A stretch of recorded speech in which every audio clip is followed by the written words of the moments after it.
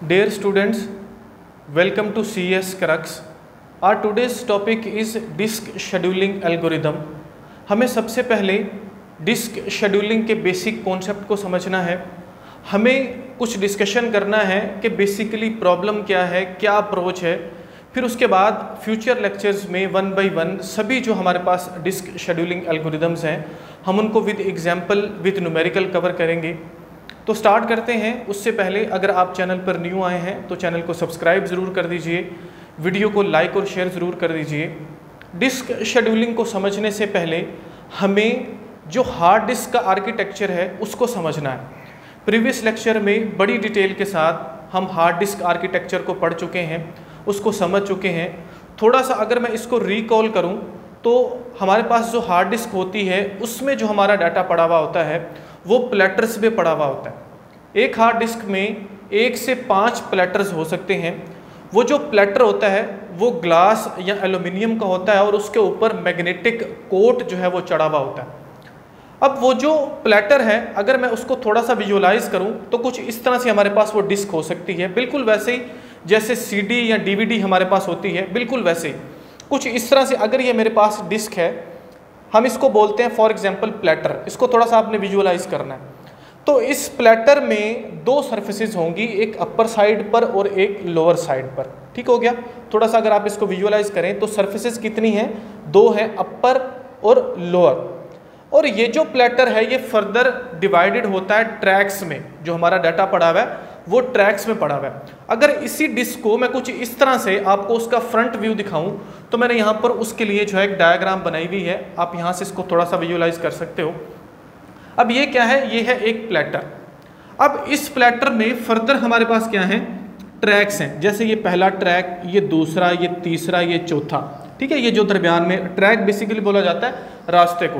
तो ये हमारे पास फर्दर डिवाइडेड है ट्रैक्स में. और ट्रैक्स जो है वो फर्दर डिवाइडेड होते हैं सेक्टर्स में. जैसे ये अगर आप देखो, अगर मैं इसको बोलूँ ये मेरे पास है सेक्टर 0, ये है सेक्टर 1, ये है फॉर एग्जांपल सेक्टर 2, ये है सेक्टर 3, ये है सेक्टर 4 और ये है हमारे पास फॉर एग्जांपल सेक्टर 5.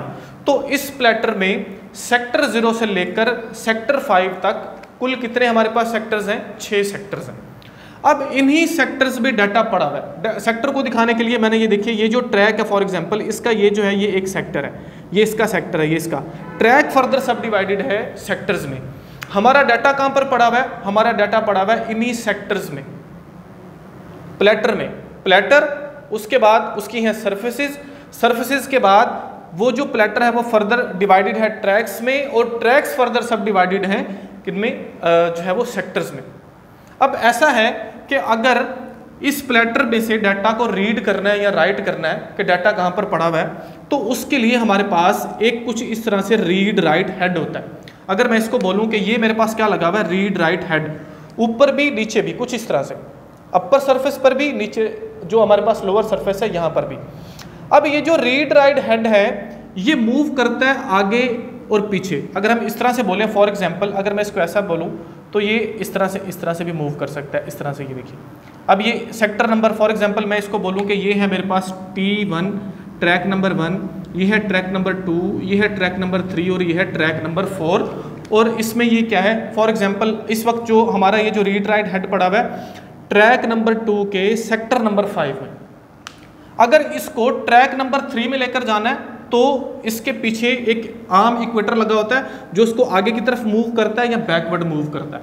तो ये या तो अगले ट्रैक में जंप करेगा या पिछले ट्रैक में जंप करेगा. ये अगले, अगर डाटा पड़ा हुआ है T4 में तो इसको आगे की तरफ हम लेकर जाते हैं. अगर डाटा पड़ा हुआ है T1 में, ट्रैक नंबर 1 में आना है तो ये पीछे की तरफ मूव करता है. और ये जो सेक्टर्स हैं ये फर्दर क्या कर रहे होते हैं? ये कुछ इस तरह से रोटेट करते हैं. ठीक है जी. तो यहाँ पर जो है ये इस तरह से गोल गोल घूम रहा है. थोड़ा सा अगर आप विजुअलाइज करो तो ये इस तरह से रोटेट कर रहा है. और ये जो हमारे पास रीड राइट हेड है ये इस हेड को आगे और पीछे कुछ इस तरह से मूव कर सकता है. आप इसको इस तरह से भी देख सकते हो, या अगर इस तरह से ये पड़ा हुआ है तो ये इस तरह से, ये देखिए इस तरह से ये होता रहेगा. और किसी भी ट्रैक में जो डाटा है उसके ऊपर ये जाएगा और डाटा जो है वो रीड राइट होगा. थोड़ा सा आपने इसको विजुअलाइज करना है. अब बात आती है डिस्क शेड्यूलिंग की, कि डिस्क शेड्यूलिंग क्या है. अब डिस्क शेड्यूलिंग को समझने से पहले कुछ टाइम्स हैं जो हमको समझना है. सबसे पहले नंबर पर जो टाइम है वो है सीक टाइम। फॉर एग्जाम्पल मेरा ये जो रीड राइट हेड है ये पड़ा हुआ है ट्रैक नंबर 2 पर। अब मुझे जाना है ट्रैक नंबर 4 पर। अब ट्रैक नंबर 2 से ट्रैक नंबर 4 तक ये जो रीड राइट हेड जा रहा है, यहाँ तक जाने तक जो टाइम लगेगा इसका वो क्या कहलाएगा, वो कहलाएगा सीक टाइम। फॉर एग्जाम्पल ये पड़ा हुआ था ट्रैक नंबर 4 पर और हमारा डाटा पड़ा हुआ है ट्रैक नंबर 1 पर। अगर ये वापस आता है ट्रैक नंबर 4 से ट्रैक नंबर 1 तक, तो ये जो हमारे पास टाइम लगा इस रीड राइट हेड को हमारे डिजायर्ड पोजीशन, डिजायर्ड ट्रैक तक लेके आने के लिए, उसको हम क्या बोलते हैं, उसको हम बोलते हैं सीक टाइम। ये मैंने यहां पर लिखा हुआ है सबसे पहली और इंपॉर्टेंट चीज सीक टाइम, ठीक है, क्योंकि ये जो पूरे के पूरे एल्गोरिदम्स हैं ये सारे के सारे इसी सीक टाइम के ऊपर ही डिपेंड करेंगे। वो कहता है time taken by read write head to reach up to desired track, उसको हम क्या बोलते हैं, सीक टाइम बोलते हैं। अब ऐसा है, पूरी कहानी को थोड़ा सा समझिए। अब सीपीयू शेड्यूलिंग की कहानी मैं बताने जा रहा हूँ। अब ऐसा है कि हम आज के टाइम में, प्रॉब्लम को मैं पहले बताता हूँ फिर इसको थोड़ा सा हम समझेंगे। आज के टाइम में जब हम कंप्यूटर यूज़ कर रहे हैं, जो ऑपरेटिंग सिस्टम है वो हमारे पास मल्टी प्रोग्रामिंग वहाँ पर यूज़ हो रही होती है, या ऐसा होता है कि हमारे पास एक ही प्रोसेस की मल्टीपल इनपुट आउटपुट हमारे पास रिक्वेस्ट होती है। फॉर एग्जाम्पल कोई ऐसा प्रोग्राम है या कोई ऐसा प्रोसेस है जो मल्टीपल रिक्वेस्ट डाल रहा है।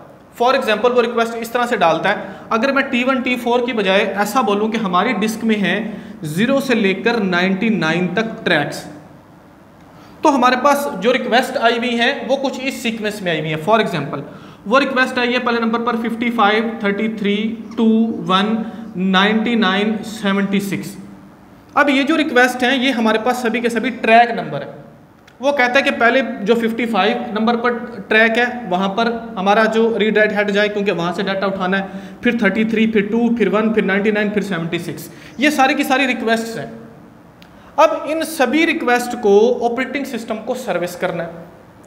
अब ऑपरेटिंग सिस्टम को अगर इन सभी ट्रैक्स पर रीड राइट हेड को लेकर जाना है तो वो कैसे लेकर जाएगा, वो किस ऑर्डर में ये जो रिक्वेस्ट हैं इनको सर्विस करेगा। क्या वो पहले 55 वाले को लेकर जाएगा, क्या वो 33, 2, 1, 99 या 76। अब इसको जो सर्विस वो कर रहा है इसको हम क्या बोलते हैं, इसको बोलते हैं डिस्क शेड्यूलिंग। अब यहां तक रिक्वेस्ट तो उसने डाल दी, लेकिन एक और कहानी थोड़ी सी समझिए। बेसिकली अगर ये रीड राइट हेड मूव करता है आगे की तरफ या पीछे की तरफ, तो ये क्या है, ये एक फिजिकल मूवमेंट है। फिजिकली हम इसको ट्रांसफर कर रहे हैं। हम वैसे भी डाटा ट्रांसफर करते हैं तो वो एक फिजिकल चीज़ नहीं है। हमारा डाटा जो ट्रांसफर हो रहा होता है वहाँ पर बहुत ज़्यादा स्पीड होती है, लेकिन यहाँ पर ये एक फिजिकली जो एक हमारे पास रीड राइट हेड है, इसको लेके जाना है 99 नंबर वाले ट्रैक पर, फिर इसको लेकर आना है 1 पर, फिर 2 पर। तो इसको किस तरह से इन सभी सर्विसेज को जो है वो आप बोलते हो कि इन सभी रिक्वेस्ट को किस तरह से सर्विस किया जाए कि प्रॉब्लम्स अकर ना हो। वो प्रॉब्लम्स कौन कौन सी हैं? सबसे पहले नंबर पर कि हमारा टाइम वेस्ट नहीं हो। अगर टाइम ज़्यादा लगेगा तो ऑटोमेटिकली सिस्टम की स्पीड स्लो हो जाएगी। और ऐसा भी ना हो कि कहीं पर स्टारवेशन का प्रॉब्लम आ जाए कि अगर फॉर एग्जांपल मैं 1 पर जाना चाहता हूँ, हेड था 99 पर, तो वो जो ऊपर वाले ट्रैक्स हैं वही सभी फुलफिल करता जा रहा है, 1 वाली जो रिक्वेस्ट है वो सर्विस ही नहीं हो रही, वो कंप्लीट ही नहीं हो रही। तो इन सभी प्रॉब्लम्स को सॉल्व करना ही क्या कहलाता है, वो डिस्क शेड्यूलिंग कहलाता है। अब इसको समझिए। वो कहता है, ये मैंने यहाँ पर लिखा हुआ है डिस्क शेड्यूलिंग, जो है वो क्या है, disk scheduling a method used by operating system to determine the order in which requests are services. अगर ये सारी की सारी सर्विसेज हैं फॉर ट्रैक 55 ट्रैक पर जाना है, उसके बाद कोई कह रहा है मुझे 33 पर जाना है, 2 पर जाना है, ठीक है, मल्टी प्रोग्रामिंग है, एक ही प्रोग्राम की नंबर ऑफ हमारे पास इनपुट आउटपुट जो है वो रिक्वेस्ट हैं, तो इन सभी को वो किस ऑर्डर में सर्विस करेगा, उसका गोल क्या है, इसको सर्विस किस तरह से करना है। गोल ये है कि हमारे पास सीक टाइम क्या होना चाहिए, मिनिमम होना चाहिए। Seek time minimum. तो यहां से हमने जो बेसिक चीजें समझनी है, पहले नंबर पर सीक टाइम क्या है। सीक टाइम वो टाइम है जो रीड राइट हेड लेता है किसी भी ट्रैक पर जहां पर वो पड़ा हुआ है, उससे हमारे डिजायर्ड ट्रैक तक जाने के लिए। डिस्क शेड्यूलिंग क्या करती है, वो उन सभी रिक्वेस्ट में से ये ऑर्डर डिसाइड करती है कि पहले रीड राइट हेड किस ट्रैक पर जाएगा, उसके बाद किसके पास जाएगा, उसके बाद किसके पास जाएगा, और इसका जो गोल है वो ये है कि हमारा सीक टाइम कम से कम होना चाहिए। सीक टाइम कम से कम होगा तो इससे ऑटोमेटिकली हमारे सिस्टम की स्पीड जो है वो इंक्रीज होगी। अब इस पूरे काम के लिए हमारे पास number of disk scheduling algorithms हैं। वो कौन कौन से हैं? वो सबसे पहले है फर्स्ट कम फर्स्ट सर्व, इसी तरह से SSTF है, ठीक है जी, जिसको आप शॉर्टेस्ट सीक टाइम फर्स्ट भी बोलते हो। इसी तरह से लुक है, सर्कुलर स्कैन है, सर्कुलर लुक है, ये सारे जो है वो डिस्क शेड्यूलिंग एल्गोरिदम्स हैं। जो न्यूमेरिकली हमको करना है, जो बताते हैं, ये बताता है कि आप क्या करो, जो पहले रिक्वेस्ट आई उसको पहले जो है वो सर्विस करो। इसी तरह से 1 बाई 1 हम इनको विद एग्जाम्पल कवर करने जा रहे हैं। जो बेसिक आइडिया है वो आपको समझ आना चाहिए। प्रॉब्लम क्या है, अप्रोच क्या है, किस लिए हम इसको यूज़ कर रहे हैं और कौन कौन से एल्गोरिदम्स जो हैं वो होते हैं, वो एल्गोरिदम्स हमें 1 बाई 1 फ्यूचर वीडियोस में कवर करना है। और ये जो टॉपिक है ये ऑब्वियसली बहुत इंपॉर्टेंट टॉपिक है ऑपरेटिंग सिस्टम का। मोस्टली जो कंपटीशन के एग्ज़ाम्स हैं वहाँ पर ये रिपीट होता है, तकरीबन कॉलेज यूनिवर्सिटी के एग्ज़ाम्स में भी पूछ लिया जाता है। तो होपफुली ये जो कॉन्सेप्ट है ये आपको समझ आ गया होगा। हमें बेसिकली करना क्या है, हमको वो जो रिक्वेस्ट्स हैं उनको सर्विस करना है। सर्विस इसलिए करना है ताकि जो है हमारा सीक टाइम क्या हो वो कम से कम, ये किस ऑर्डर में करना है सर्विस, ठीक है, उस ऑर्डर में करना है ताकि सीक टाइम कम से कम हो, स्टारवेशन नहीं हो। नंबर ऑफ प्रॉब्लम्स, जैसे जैसे हम फर्दर चीज़ों को कवर करते जाएंगे तो जो चीज़ें मिसिंग, हमें कॉन्सेप्ट अभी समझ नहीं आ रहा वो भी आ जाएगा। तो वीडियो अगर आपके लिए हेल्पफुल है तो वीडियो को लाइक ज़रूर कीजिएगा, चैनल को सब्सक्राइब ज़रूर कीजिएगा और दूसरे के साथ शेयर ज़रूर कीजिएगा। मिलते हैं नेक्स्ट लेक्चर में। Thank you so much.